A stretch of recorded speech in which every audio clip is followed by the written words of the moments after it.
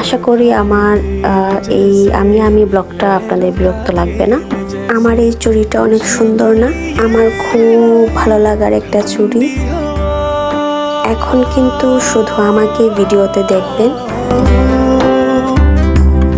एक लड़की को देखा तो ऐसा लगा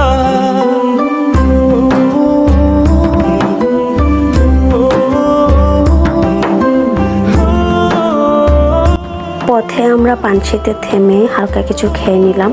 ছোট্ট একটা বিরতি, কিন্তু খুবই আরামদায়ক। এই জায়গাটা অনেক সুন্দর, তাই না?